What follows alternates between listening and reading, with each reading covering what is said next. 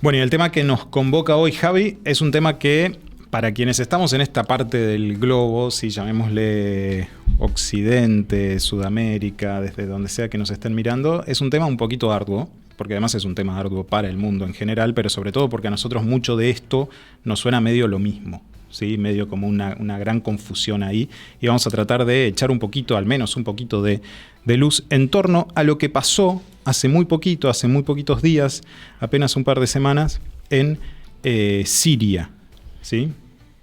Teníamos que terminar el 2024 como empezó, a lo grande, ¿sí? Con todo. Crisis, o sea, caída de Siria, lío en Corea del Sur. No, estamos espectaculares. Vamos a hablar de Siria entonces. Muy bien. Despacio y con tranquilidad. Despacio y con tranquilidad. Contemos, antes de empezar, brevemente 2-3 datos de qué fue lo que pasó, qué es lo que desata la noticia. Básicamente, de manera un tanto imprevista, ¿sí? Porque aparentemente venía todo medio, o sea, las últimas informaciones que teníamos y con el mundo mirando básicamente a otros lugares, incluso dentro ahí de Medio Oriente. En un momento los rebeldes sirios capturan Damasco y cae el gobierno del actual expresidente Bashar al-Assad y su huida a Moscú, cosa que es importante para entender lo que va a venir después, y la caída de la dinastía de los al-Assad después de más de 50 años, desde 1970, en el gobierno, padre e hijo. Bashar al-Assad era el hijo. El hijo del anterior. Del anterior. Muy bien. Así que bueno, significa un poco la finalización de una etapa y el inicio de otra. Vamos a verlo dentro de un rato. Perfecto. Hacemos la apertura entonces y ya mismo nos metemos de lleno en este tema. Muchas gracias a todos los que ya nos están acompañando en estos primeros pasos del Mundo de Cabeza. En poquito menos de un mes ya hemos superado los 100 suscriptores en nuestro canal de YouTube, pero es cierto que hemos notado que el 75% de la gente que nos ve todavía no se suscribió a este canal. Así que a ustedes no les cuesta nada y a nosotros nos ayuda un montón. Acá abajo hay un botón que dice suscribirse, le dan clic y nos ayudan a que este espacio crezca y que podamos seguir conversando acerca de todo lo que ocurre alrededor del mundo. Entonces, Javi, vamos a empezar, como vos bien dijiste, vamos a ir despacito con esto. ¿Sí? Vamos a empezar, mirá qué despacito que vamos a ir, ubicándonos en el mapa. Estamos así, con pretensiones bajas por ahora. ¿Dónde está Siria? Siria está sobre las costas del Mediterráneo, en lo que nosotros conocemos como Medio Oriente. Okay. ¿Sí? Que está cuestión de cercano, medio y lejano en relación a Occidente. ¿Sí? Claro. En esta media luna, digamos, lo que está Siria, Líbano, Israel, Jordania, al norte tenemos Turquía, después esto lo estamos viendo en el mapa, Irak, Irán, es decir, en toda esa zona, Siria es un lugar bastante estratégico. ¿Por qué? Porque es un punto de paso de varios oleoductos y fue siempre un punto estratégico. De hecho, Siria estuvo bajo el dominio de imperios ancestrales, por ejemplo, el imperio egipcio hace 3.000 años. Así que Siria está sobre las costas del Mediterráneo y era un enclave sumamente importante, sobre todo para Rusia, cosa que vamos a ver también vamos a charlar más adelante, calculo, no sé, Dieguito, pero... Sí, señor. Pero antes de meternos ahí, entonces, Siria sobre la costa del Mediterráneo, sí. O sea, viene el Mediterráneo, sí, todo lo que por ahí nos suena más conocido, qué sé yo, de la costa de España, Italia, todo eso, y cuando va terminando el Mediterráneo hacia el este, ahí esos puertos son Siria, ¿no es cierto? Son puertos. En el límite este del Mediterráneo tenés Siria, Israel, Líbano... Y siguen las firmas. La capital, como dijiste hace un rato, Damasco, que fue la que finalmente cuando cae, luego de esta seguidilla de tomas de ciudades en estas últimas semanas, es que cae el gobierno sirio y se arma todo este lío. Sí. ¿Por qué? Recién decías, hay oleoductos, etcétera. También este es uno de los puntos que mencionábamos en el primer episodio del Mundo de Cabeza, que siempre ha sido un punto caliente en el globo. Sí, claro. De hecho, hay un pequeño dato de color. Una de los primeros, no es la primera, porque sino uno de los primeros relatos de batallas de los que se tiene o que está registrado es la batalla de Kadesh, una batalla que se da en el 1200 a.C. con Ramsés II del Imperio Egipcio, que intenta tomar Siria. Okay. Así que es una zona que ya la tenemos mencionada en los conflictos desde hace miles de años. Bien. Vamos, como yo te dije hoy al principio, que tenemos que ir despacio. ¿Por qué? Porque la caída de Damasco y la huida de Bashar al-Assad es la finalización, entre comillas, de una serie de procesos de largo, mediano y corto plazo. ¿Sí? ¿Por qué? Porque se van superponiendo distintas variables que se fueron dando por lo menos en 100 años. ¿Sí? Y ahí vamos a cortar para no irnos mucho más atrás. Si vamos más atrás, vamos a encontrar cuestiones allí. Vamos a hacer el corte de hace 100 años como para no irnos para atrás. Bien. Pero es como la finalización de un montón de procesos y el inicio de otros. ¿Sí? Okay. Ahora bien, creo que por ahí para ordenarnos o entenderlo un poquito mejor tenemos que entender primero las variables geopolíticas, es decir, quiénes y qué está en juego. En segundo lugar, que es una cuestión profunda y que abre muchísimos interrogantes, es la cuestión religiosa, étnica y, por supuesto, obviamente, si es religiosa y étnica, es cultural. ¿Sí? Y allí también qué intereses en juego están en este momento en el tablero. Y cómo se van a mover todos ellos en función de esto que está pasando ahora una vez caído este gobierno. Sí, con cambios que se van a dar el año que viene, por ejemplo, en la asunción de Trump, porque Trump enseguida se manifestó. Sí, de hecho, no terminaban de salir por todos los medios de que había caído Damasco. Trump tuiteó: no es nuestra lucha. Que entonces, es lo que decíamos en el episodio que hablábamos de él, ¿no? De una política internacional de Trump en donde me meto solo si considero que me afecta, si no, no me meto. Después hay que ver si eso lo lleva adelante, ¿sí? Claro. Ahora, el primer tuit fue: respetamos al pueblo sirio, no es nuestra lucha. Perfecto. Bien. A ver, a mí me gustaría hacer un pequeño repaso entonces de lo que fueron estos días. Como vos bien decías, quien cae es Bashar al-Assad, que estuvo gobernando Siria desde el 2000 hasta el 2020, bueno, hasta ahora, sí, desde el año 2000, sucediendo a su padre, que gobernó desde el 70 hasta que muere en el 2000. Entonces es como una pequeña dinastía, una dinastía de dos, pero que de estos 100 años que vos decís, estuvieron más de la mitad de ese tiempo en el poder, ¿no es cierto? Sí, además hay una cuestión, un par de datos de color. En primer lugar, Bashar al-Assad no iba a suceder al padre porque no era el hermano mayor. Okay. De hecho, él es médico, estudia en la Universidad de Damasco Medicina y se va a hacer un posgrado y vive en Londres mucho tiempo. Acá vamos a tener una cuestión interesante también, que lo mencionamos en el capítulo de los Kim, que Kim Jong-un se va a estudiar Occidente. Vamos a ver que muchos de los líderes de los que vamos a mencionar ahora tienen una pasada un paso, mejor dicho, por alguna universidad, instituto, generalmente londinense, ¿sí? Por ejemplo, al lado tenés a Jordania, y el rey de Jordania fue educado en Eton y Oxford, ¿sí? O sea, tenemos ahí una vinculación con Occidente desde la educación. Después se manejan bajo otros cánones en algunos casos, en otros casos no, eso habría que verlo por cada uno.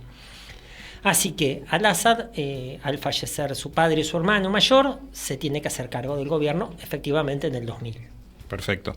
Llego hasta noviembre del 24, en donde las crónicas lo que dicen es que el 27 de noviembre comienza el avance de un grupo rebelde, que ahora tendremos que entender también quiénes son estas personas, pero empiezan a tomar ciudades rápidamente, ¿no? A los 2 días o a los 3-4 días toman Alepo, que es una de las ciudades más importantes al noroeste de Siria. O sea, Siria básicamente está poblada en su oeste, ¿no es cierto? O sea, el resto es sobre la costa. Claro, sobre la costa. El resto del país es un país tamaño Uruguay, como para que podamos tener una referencia.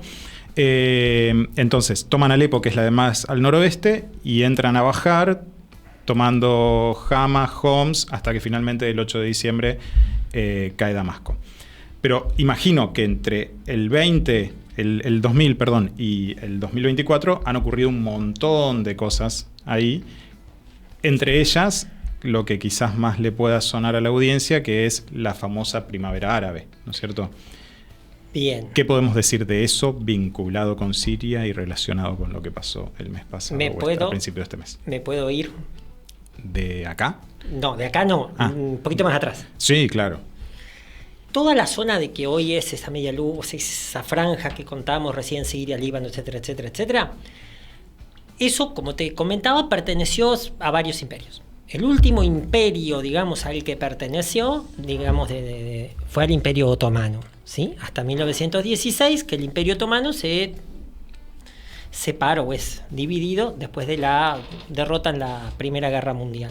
Ahí se firma un tratado que se llamó Tratado de Sykes-Picot, que ahí vamos a ver en un mapa, en donde las potencias vencedoras, es decir, Francia e Inglaterra, el Reino Unido, se dividen en zonas de influencia en Medio Oriente. La parte sur, incluyendo Palestina, parte de Jordania, etcétera, queda para Gran Bretaña, y el norte de esta zona, al sur de Turquía, es decir, Líbano y Siria, queda para Francia.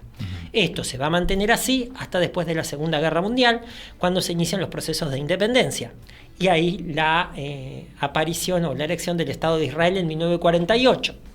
Lo cual ahí ya empieza una zona de una conflictividad de tanto Siria como los vecinos, Siria, Egipto, Jordania, van a iniciar varias guerras contra Israel. La guerra de los 6 días, la guerra del Yom Kippur, en todas ellas van a terminar siendo derrotados y perdiendo en general. Esto le va a dar una profunda inestabilidad política a la región y va a motivar que haya hay 2 repúblicas sirias hasta 1970, que por un golpe de Estado entra el padre de Bashar al-Assad, y ahí se inicia el gobierno, la dinastía de los al-Assad. Después vamos a hablar un poquito de su filiación religiosa, ¿sí? Okay. La dinastía de los al-Assad para Siria va a representar, digamos así, un cambio en cuestiones políticas. Se va a lograr la estabilidad política con hay varios levantamientos que son reprimidos duramente. Al-Assad padre y Al-Assad hijo pertenecían a un partido que se llamó el partido Ba'ath, B-A-A-T-H, que era un partido que surge mediados del siglo XX, que va a tener gente como Nasser en Egipto, Saddam Hussein en Irak. Es un partido que de origen musulmán, sí, pero que intenta ir hacia un gobierno más laico. Se van a meter dentro del movimiento de los no alineados. O sea, un partido que abarca múltiples países, estamos diciendo. Sí, algunos lo mencionan como un movimiento, el movimiento Ba'ath, o como una ideología, la ideología Ba'ath. Bien. Yo lo llamo partido, pero por ponerle un nombre, porque no termina de convencerme ninguno. Bien. Pero es un movimiento, si se quiere, que va a buscar, por un lado, no alineamiento, una tercera posición y más o menos cercana, por ejemplo, algunos son más cercanos a la Unión Soviética en general, pero por el alineamiento de Israel con Estados Unidos. Entonces ahí hay toda una ubicación política y geopolítica si se quiere, entre comillas, antiimperialista.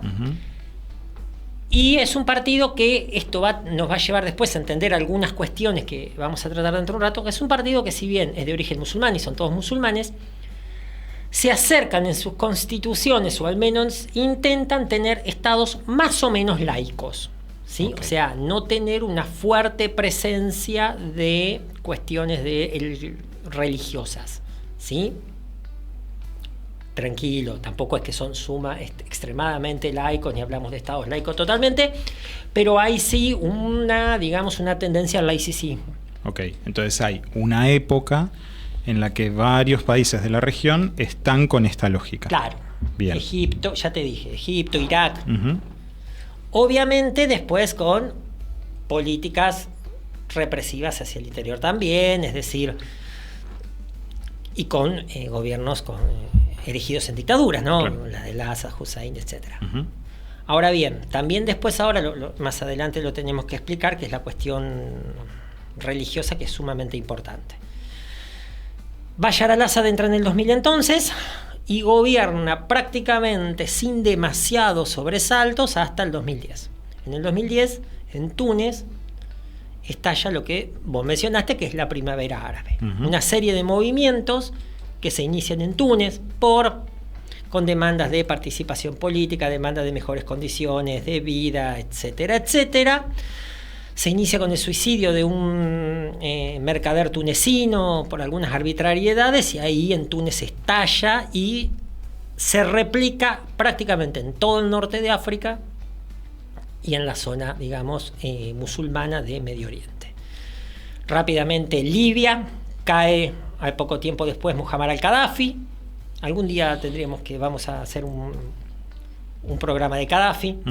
Hay una película que lo parodia, que es El dictador, de Sacha Baron Cohen. Mubarak en Egipto, y se inicia la, guerra civil siria. ¿Qué pasa? Durante la primavera árabe vamos a tener, en algunos casos, o sea, hay de todo en la viña del Señor. En algunos casos va a haber un triunfo de la revolución, del levantamiento, la instalación de un nuevo gobierno, periodos de transición corto como en Egipto, y rápidamente un reordenamiento de la política, y seguimos. En otros se va a intensificar una guerra civil.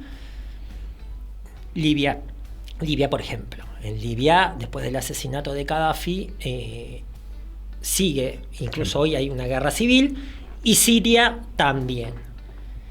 En Siria, bueno, se extendió hasta ahora. Yo ya voy a adelantar algo. La primera parte. Vamos a ver qué pasa ahora. Lo vamos a charlar dentro de un ratito, pero... Sí. Pero estamos tratando de entender cómo llegamos hasta acá primero. Eso sería... Claro. Esto va de la mano de también, y por qué yo te pongo un guarda ahí. Hay de todo en la viña del Señor. ¿En qué sentido? Los que están en contra, o los que derrocaron a Al-Assad, el enemigo era Al-Assad. Ahora, hay diferentes corrientes ideológicas, religiosas, étnicas, que hay que ver después si logra este líder, al-Golani, logra nuclear y contener a todos. ¿Por qué? Porque la historia nos ha contado, lamentablemente, de que muchas veces estos procesos terminan generando una nueva conflictividad civil. ¿Por qué? Porque estamos todos juntos mientras tenemos un enemigo en común. Ahora, cuando ese enemigo en común desaparece, después empiezan las tensiones internas, quién accede al poder, quién no, de qué manera, cómo se reparte ese poder. Yo llevé adelante tal cosa, vos no. Entonces empiezan las rispideces, y en muchos casos, no quiero decir en la totalidad, pero en una gran mayoría, ha culminado después en un periodo de guerra civil bastante sangrienta también. Entonces, esta primavera árabe, como se la denominó, marca sí un antes y un después en lo que es norte de África y Medio Oriente, lo que conocemos como Medio Oriente. Insisto, lo mencionamos porque es la más común, pero qué sé yo, no estoy tan de acuerdo, pero bueno, es la más común. Entonces, se inicia un nuevo periodo, y tenemos de los dos, o sea, tenemos casos que se reorganizaron y no hay mayores inconvenientes. Egipto, por ejemplo, tuvo una dictadura militar, después hubo un golpe y ahora está más o menos encaminado el tema. Y Libia, entonces, ahora hay que ver dentro de ese espectro en qué terminamos. A mí me tomó por sorpresa. ¿Qué quieren que les diga? Porque en realidad estábamos mirando otro lado, o sea, estábamos mirando Corea del Sur, estábamos mirando otro lado. ¿Por qué? Porque no parecía que el régimen de Al-Assad fuera a caer de la manera en la que cayó tan rápido. Claro, con el diario del lunes ahora, después mirando, decís, y sí, está. Ves en este año algunas señales que marcaban que esto podía terminar así. Claro, con el diario del lunes cualquiera. Obvio. Pero... A ver, lo que más se matice en ese sentido tiene que ver también con que un aliado del Assad es Moscú. Claro. Y bueno, Putin tiene sus propios líos desde hace varios años y que algo de eso también, del tener distintos frentes abiertos y problemas, también hizo que para el Assad fuera un punto débil y que entonces los rebeldes pudieran aprovechar para hacer esta movida. Sí, a ver, también, como lo dijimos cuando hablamos de nuclear, no creemos en las brujas, ¿sí? Uh-huh. No somos conspiranoides. Uh-huh. Bien. Rusia evacúa sus bases. Rusia tenía una base aérea y una base naval, que era su principal salida hacia el Mediterráneo, y fueron evacuadas unos días antes de la caída cuando comienza la ofensiva. Rusia evacúa. Yo voy a decir esto como no quien quiere la cosa. Viene un nuevo gobierno en Estados Unidos, guerra de Ucrania, como vos dijiste, hay que ver cómo viene ahora la mano de una posible negociación y qué cede Rusia, qué no cede Rusia. O sea, eso no estoy implicando que haya sido nada ni nada, simplemente digo que puede Rusia haber una foto más grande. Puede haber una foto más grande. Todavía no me animo a decir cuál. Bien. Pero me huele a reacomodamiento de alianzas. Esperemos. Ok. Esperemos. Volviendo a esto, entonces, el grupo rebelde que termina derrocando a el Assad no es el único grupo dentro del territorio sirio que estaba combatiendo o buscando ganar poder, ni mucho menos. O sea, de hecho, está ISIS ahí adentro también. Uh-huh. Hay otros, los kurdos también. Sin embargo, son ellos los que hacen esta avanzada. Ahí es donde entra todo esto que vos decís de, bueno, y ahora, cómo se reordena, cómo se renegocia. Bien. Vamos por parte, dijimos que íbamos a ir despacio, así que, a ver, una aclaración que no hicimos al principio, mala mía. Todas las cosas, responsabilidad de Preti. No vamos a hablar de cada cosa que vamos a mencionar acá, no las vamos a hablar en profundidad por una cuestión de tiempos, por una cuestión también de no hacer algo demasiado complejo. Si les interesa algo de lo que mencionamos acá o de lo que vamos a mencionar, en los comentarios, chicos, hagan un video de tal cosa, chicos, escriban tal otra, o hablen sobre o hagan un video sobre, ¿sí? Porque ahora nos vamos a detener en varias cuestiones que yo no voy a explicar en profundidad porque si no, no terminamos más. Uh-huh. Entonces, chicos, nos interesa que amplíen sobre esto y por ahí podemos ampliar sobre algunas de las cuestiones. Yo te dije que teníamos que analizar varias cosas o varios temas para entender un poco el panorama. La variable geopolítica. Uh-huh. Siria es cercana a Rusia. La Siria del Assad. La Siria del Assad era cercana a Rusia, cercana a Irán. Uh-huh. Por lo tanto, y a China. Claro. Por lo tanto, está enrolado dentro de un grupo de países. En contraposición tenemos Estados Unidos, Europa, que Europa ha participado de la primavera árabe. Francia, por ejemplo, bombardeaba posiciones gubernamentales en Libia, apoyó a los gobiernos revolucionarios de Egipto, ¿sí? Y también realizó misiones en Siria, ¿sí? Estados Unidos, Rusia apoyando a los... Estados Unidos, Francia apoyando a los rebeldes, Rusia apoyando a Bashar al-Assad. Entonces, tenemos por un lado esta, digamos, disputa geopolítica entre las grandes potencias de primer orden, es decir, Rusia, Estados Unidos, China, Europa, un poco en menor medida ahora, y ahí estamos. Y ahí cerquita, obviamente, Israel. Claro, Israel, por supuesto. A Israel la iba a poner dentro de las regionales, pero está Israel ahí. Uh-huh. Después tenemos, obviamente, la disputa regional. Irán, Arabia Saudita e Israel, uh-huh, como los tres países más, digamos, representativos en esa zona. Y además tenemos lo que algunas autoras denominan la Guerra Fría árabe o musulmana. Irán contra Arabia Saudita, por ser la potencia hegemónica islámica dentro de Medio Oriente. Por un lado la República Islámica de Irán y por otro lado el Reino de Arabia Saudita. Bien. Porque acá esto se entendió hasta acá, es decir, tenemos por un lado una pelea o esta disputa geopolítica de las grandes potencias a nivel global y después a nivel regional, Irán, Arabia Saudita e Israel. Lo que nos lleva a la cuestión cultural. Antes de meternos ahí, en lo regional, Irán, Arabia Saudita, Israel, ¿dónde estaba Siria acá? ¿Con quién estaba Siria acá? Con Irán. Con Irán, ok. Con Irán. Perfecto. Irán apoyaba al gobierno de Al-Assad. Bien. Entonces, Arabia Saudita apoyaba a los rebeldes. Ok. Entonces, para hacerlo nivel 0, quienes con la caída de Al-Assad por ahora pierden son Rusia e Irán. Sí. Y hoy te digo que sí. Bien. Irán sí. Irán pierde. Rusia pierde. Hoy pierde.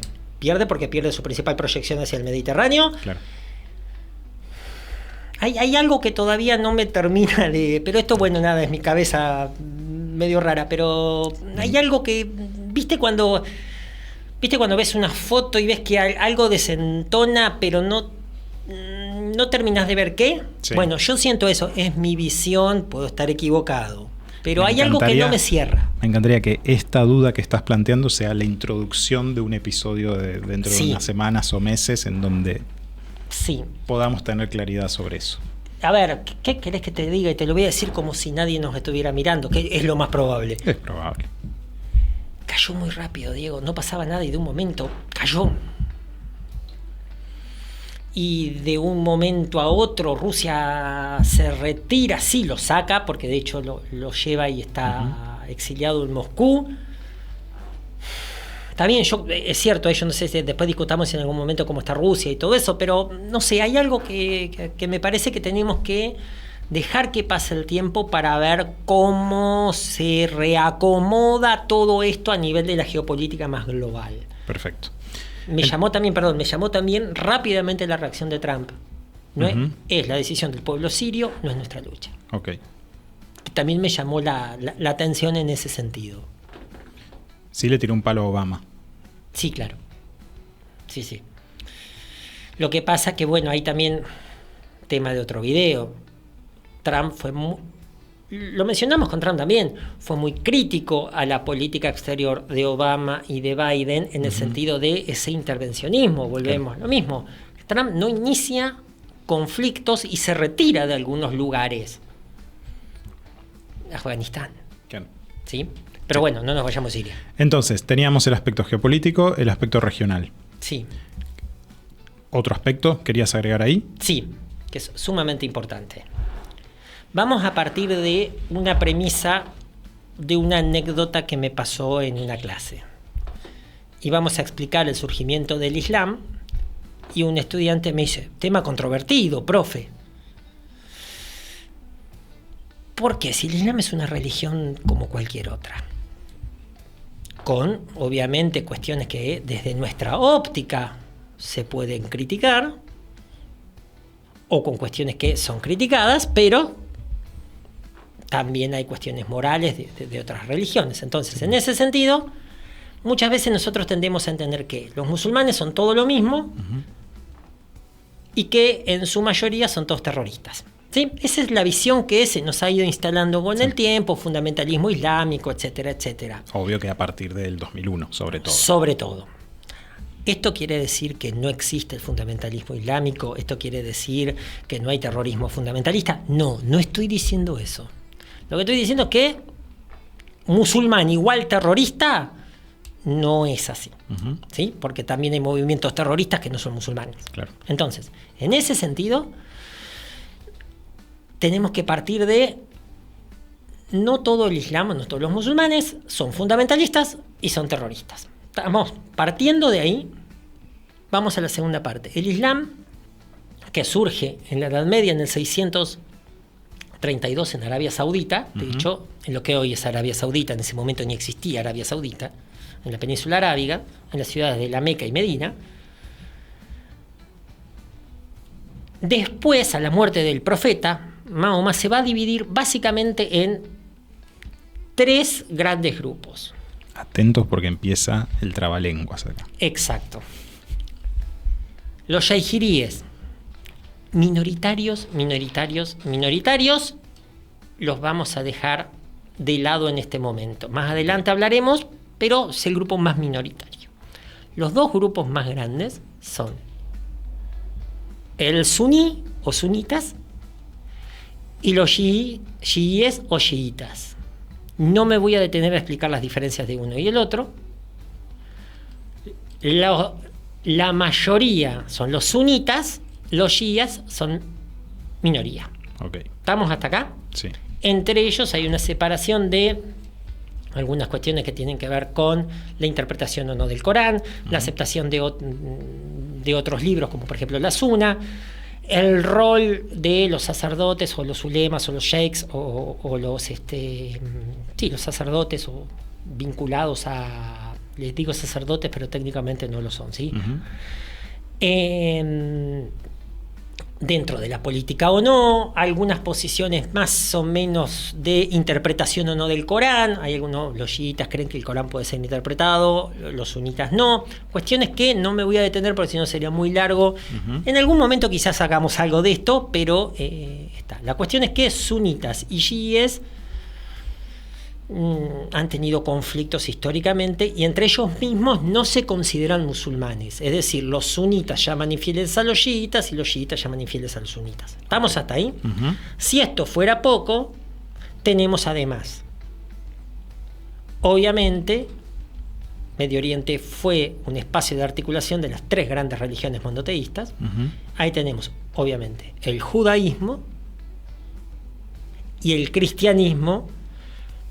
Me refiero a cristianismo, fíjese que no digo Iglesia Católica. ¿Por qué? Porque ahí está el cristianismo católico, sí, pero también están los ortodoxos. ¿Sí? Entonces hay toda una cuestión cultural religiosa allí bastante interesante. Vamos con los sunitas y los chiíes. La principal potencia sunita es Arabia Saudita. Okay. Ya que no adivinas cuál es la primera potencia chiita. Irán, imagino. Exacto. Bien. De ahí viene en parte también esta Guerra Fría, porque los chiitas son mayoría en Irán, en Irak, y además Saddam Hussein era chiita, por ejemplo. Okay. Entonces, ahí tenemos la cuestión de que Bashar al-Assad era chiita, y dentro del chiismo al-Assad seguía una doctrina especial dentro de los chiitas, que es el alawismo, que habla de la religión privada, casi mistérica, ¿sí? Que existe prácticamente solo en Siria. Si les interesa, insisto, nos piden, chicos, hagan un video y ahí hasta vamos a conseguir gente que sepa y todo. Bien. Pero bueno. Pero sin meternos en ese detalle concreto... Bien. Sí es chiita, digamos. Exacto, chiita alawita. Perfecto. Ahora bien, dentro de los rebeldes, en su mayoría son sunitas. Ok. Y ahí tenés la cuestión cultural también. Claro. Entonces, además tenés cuestiones étnicas. Tenés la resistencia, digamos, suní, vinculada a, Al-Golani estuvo en el Estado Islámico, estuvo en Al-Qaeda. Todavía no nos metimos a explicarlo a él. Pero bueno, ahora vamos a eso. Sí. Están los kurdos, ¿sí? Que es una etnia que viene obviamente del Kurdistán, que ocupa parte de la parte este de Turquía, claro, la parte norte de Irak, la parte norte de Siria, ¿sí? Y creo, si mal no recuerdo ahora, lo vamos a ver después ahí en el mapa, parte de Irán. Es decir, es un pueblo que viene luchando hace mucho tiempo por un estado propio. Bien. Y ahí se unió, obviamente, con los sunitas y todos estos grupos rebeldes que entran, varios grupos. Pero acá es donde entra lo que vos decías antes, que los kurdos no de ninguna manera darían por finalizada su lucha porque caiga el gobierno sirio. O sea, porque su lucha es otra. Exacto. Ahora también va a depender de la autonomía o no que le dé el nuevo gobierno sirio. Uh-huh. Entonces, hay varios objetivos o hay varias reivindicaciones dentro de este movimiento. Por un lado era la caída de Bashar al-Assad, en otros casos había grupos que planteaban una democracia parecidas a las democracias occidentales. Hay grupos que plantean una deslaicización, es decir, hacia un proceso de avance, digamos, de un Estado vinculado a una presencia más fuerte de lo religioso. Entonces, es una amplia gama. Sí. Todo mezclado. Claro. Porque además, con la cantidad de años que lleva esto, o sea, vos proponías hacer un corte de 100 años, pero aclarando que es un corte, por poner un corte en algún lado, digamos, pero que se podría ir muchísimo más atrás. Lo intrincado que necesariamente es todo esto. O sea, porque acá lo estamos tratando de explicar más o menos poniendo blanco sobre negro, pero no es así. O sea, de ninguna manera es tan... Es que, a ver, esto corre por mi cuenta. Sí. Cuando a vos te quieren explicar algo como esto de manera simplista, es porque algo atrás hay. Esto no es simple. Esto es sumamente complejo. ¿Por qué? Porque hay un montón de variables y de cuestiones que tenemos que tener en cuenta. Yo me acuerdo una vez que, creo que fue en el primer programa, y si no fue en el primer programa, fue una de las charlas previas, es todo tiene que ver con lo económico, todo tiene que ver con lo geopolítico. No. Y acá donde se juegan muchas cuestiones culturales que tienen una raigambre muy profunda. Y estamos jugando con cuestiones, jugando entre comillas, claro está, con cuestiones que a veces no son racionales, no las podemos racionalizar en el estilo de nuestro modo de pensar o nuestro modo de entender las relaciones políticas y las relaciones sociales, porque no son ajenas. Claro. Sí, hay mucho cultural que nos es ajeno, pero totalmente. Y mucho de la historia que nos es súper ajeno, por eso también. Y acá es donde a mí también me explota un poco la cabeza para decir, ahora, todos los que apoyan o apoyaron este movimiento, esta revolución de ahora, todos lo harán por estos motivos porque vos traes motivos que son como muy, muy de fondo en un punto, ¿sí? Son motivos como muy basales, muy decir de lo espiritual, de lo geopolítico.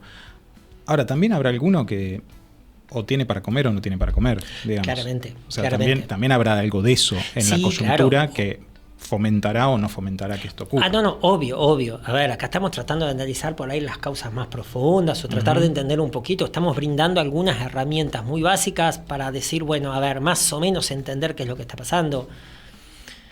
La calidad de vida, por ejemplo, en gran parte de Medio Oriente y sobre todo de lo que era norte de África. Algunos, por ejemplo, la Libia de Gaddafi tenía algunos, porque siempre va a saltar algún nivel, no, pero tenía algunos estándares de vida bastante altos o tenía cuestiones allí de números que eran bastante interesantes. Ahora bien, en otros países no había una, o por ejemplo, también sí, con Bashar al-Assad, Siria alcanzó su PBI histórico. Sí, también hay que ver después eso, cómo se redistribuye hacia adentro, los mecanismos de acceso al poder, los mecanismos de representación. Por ejemplo, nosotros tenemos una mentalidad de representación basada en voto a alguien que me representa o no nos vamos a meter en eso. Allá la representación es tribal. Claro. Las grandes tribus son los que o los líderes de las tribus son los que canalizan las representaciones. Entonces, es otra cosa, es otras lógicas. Obviamente hay cuestiones de mejor calidad de vida, acceso a determinados servicios, acceso a determinados espacios.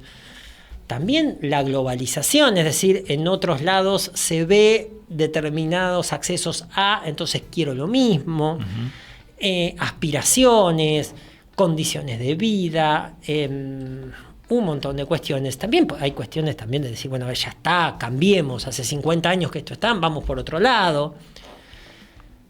Todo esto para mí son catalizadores de estos procesos que vienen de larga data. Claro. ¿Sí? Es como en el primer programa decíamos, y Cande nos decía, chicos, expliquen, que estábamos buscando un archiduque, hacíamos referencia al inicio de la Primera Guerra Mundial. Bueno, acá hablamos de lo mismo. Por ahí hay pequeñas cosas o grandes cosas que aceleran procesos que ya venían, que culminan procesos que ya venían o resignifican procesos que ya venían. Uh-huh. ¿Sí? Entonces, es muy complejo y quizás, a ver, fíjate, todo esto se inicia con el suicidio de un mercader, claro, de un comerciante, que después obviamente lleva a grandes manifestaciones y inicia una época. Uh-huh. Sí, ni hablar. Quisiera que entremos ahora más en la actualidad, entonces, de Siria. Vos recién lo nombraste, pero el líder rebelde que llevó todo esto adelante se llama, y perdón por mi pronunciación, pero se llama Abu Muhammad al-Golani, uh-huh. Y es todo un personaje también, ¿no es cierto? Claro. Si intentamos hacer un perfil de él. Yo no lo conocía hasta que apareció, ¿sí? Partamos de ahí.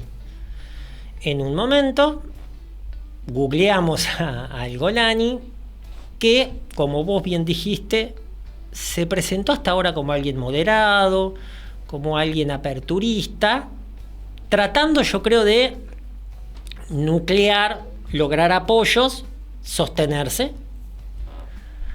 pero es sunita, uh-huh. Y viene de Al-Qaeda, Al-Nusra y el Estado Islámico. Es un yihadista. Uh-huh. Entonces, está vinculado o estuvo vinculado a sectores que desde Occidente llamamos fundamentalistas. Claro. ¿Sí? Y además, bueno, participó de movimientos como, insisto, terroristas como Al-Qaeda y como Al-Nusra. Claro. De hecho, él deja Al-Qaeda en 2006. Bien. Pero el grupo que arma, que es el grupo con el que finalmente toma Damasco, por ejemplo, Estados Unidos lo considera un grupo terrorista. Claro. Y tengo entendido que además hay una plata por su cabeza de unos $10 millones también, o sea, por estar en ese grupo, por estar en esa lista. ¿No? Ahora vayan a Damasco a buscarlo. Claro, sí. Ahora ya saben dónde está, el Palacio Presidencial en Damasco. En esto de lo que hablábamos antes, de que se está presentando como alguien moderado, hubo dos cosas que a mí me llamaron la atención que tenía ganas de comentarte. Una es una de las primeras cosas que hace, porque de hecho fue a los pocos días, una entrevista en la CNN, en donde habla de todo esto. O sea, y habla de su ser moderado, de cómo entendió cosas, reflexionó, etcétera. Y sí trae algo de esto de lo tribal. Uh-huh. Había cuestiones ahí quizás de la traducción, porque era una traducción del árabe al inglés y al español, y él hablaba de las sectas que hay dentro del territorio sirio, entonces sí traía esa cuestión. Pero bueno, después hablaba de, no sé, del darle institucionalidad a Siria, hablaba de cosas así que por lo menos llamaban la atención. Sí, yo la escuché la entrevista y me llamó exactamente lo mismo que vos la atención. Antes de empezar me dijiste, Javier, no se puede vivir con alguien que no cree. No puedes contar todo lo que te digo fuera de micrófono. Ay, sí, bueno, pero es interesante. No, hay un montón de cosas que no cuento. A ver, ¿qué pasa? ¿Qué sé yo? Hay que ver después qué va a pasar. 4.000 años de historia me avalan. Llegar al poder en estos momentos o en estas coyunturas no es fácil, uh-huh. Pero tampoco no es difícil. El problema no es llegar y sentarse en la silla. El problema es sostenerse en la silla. Sí, en todo caso, dándole la derecha, construir algo diferente. Exacto. ¿Sí? O sea, vos llegás al poder, bueno, perfecto, listo. Después tenés que saber sostenerlo, uh-huh. Porque ha habido muchos a lo largo de la historia que llegaron al poder y después no lo pudieron sostener. Yo creo que en la coyuntura en la que está hoy la zona, la región, y tiene que mostrarse moderado, tiene que mostrarse tranquilo. ¿Por qué? Porque en el marco del conflicto Israel, Hezbollah, Gaza, Israel rápidamente envió tropas al sur de Siria. ¿Por qué? Y porque por las dudas necesita hacer hacia ahí, sobre todo en los altos del Golán, necesita hacer un cinturón, digamos, o un escudo que proteja de cualquier tipo de inconvenientes. Bueno, de hecho, que era lo segundo que te quería comentar, Israel bombardea lugares de munición siria a los pocos días, o sea, en estos días que están ocurriendo luego de la toma de Damasco. Claro. Israel bombardeó un montón de lugares donde sabía que había armas de Siria. Sí, y movió tropas y rápidamente se puso en una posición defensiva. Eso me está hablando de que no tienen tan en claro de cómo viene la mano. Entonces, yo creo que, hay que ver después cómo se maneja al Golani con los distintos grupos. Porque mostrarte moderado para afuera puede quizás también enajenarle apoyos de grupos que quieran ir en una profundización de la islamización de Siria, por ejemplo, o que vayan hacia posiciones, si se quiere, más fundamentalistas. Entonces, ahí también va a tener que jugar en cómo se muestra ante el mundo y cómo responde a los distintos grupos que lo apoyaron. Entonces ahí empieza un doble juego de cómo me sostengo en este frente, pero cómo me sostengo en el frente externo, cómo me sostengo en el frente interno. Y ahí hoy leía antes de venir que ya había habido alguna conversación con el régimen, digamos, con del nuevo gobierno sirio, el nuevo régimen sirio, con Moscú, incluso también ahí con Arabia Saudita. Es decir, se está empezando a ver cómo se quiere acomodar. Ahora, ¿qué pasaron? 2 semanas. Sí. Hay que ver cómo decanta esto y sobre todo qué pasa en enero del 2025. Con la asunción de Trump, ya con Trump en Estados Unidos, hay que ver cómo va a decantar. O sea, yo creo que vamos a empezar en este cierre de año en la región y lo que viene, enero, febrero, marzo, por ahí, un compás de espera. Una tensa calma. Sí, porque yo lo que veo es que el mundo en general, y eso se ve mucho en los medios ahora, si ustedes miran en los medios, es como que, cayó al-Assad, genial, pero, ¿sí? Es como ahí la CNN, sí, todo bien, pero guarda, y yo he visto varios medios acá que también es como... Sí, porque la incertidumbre es alta. Exacto, se abre una incertidumbre, se abre un panorama que hasta el momento es desconocido. Y bueno, hay que ver después cómo va decantando. También hay que entender que las alianzas son cambiantes y a veces cambian rápidamente. Entonces, no sé, creo que se abre un compás de espera. Muy bien. Quizás entonces haya segundo episodio de Siria en algún momento, cuando haya también más claridad sobre lo que vaya ocurriendo con esta nueva etapa de la vida de esa zona, de ese país. Pero me parece que hemos dado un buen pantallazo de lo que ocurrió y de un poco empezar a contar, insisto, para quienes vivimos de este lado, todo lo que sucede allá nos resulta complejo, por mucho de esto de lo que estuviste explicando, porque hay muchas cosas muy entreveradas, muy intrincadas, mucha historia por detrás que se va entrelazando, y entonces me parece que está bueno que desde este lugar también lo podamos ir contando de a poquito, explicando algunas cosas, y sabiendo que queda mucho por seguir aprendiendo y seguir conversando también. Y también entender que no es simple.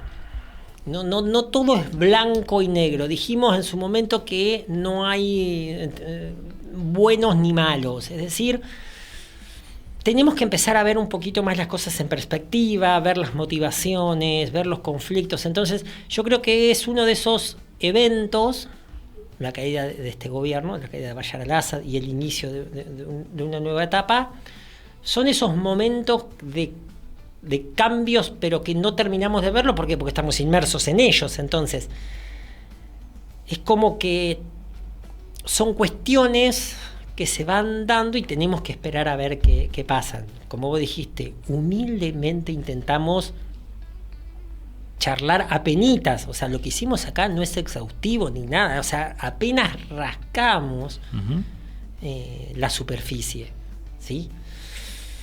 Es complejo. Muy bien.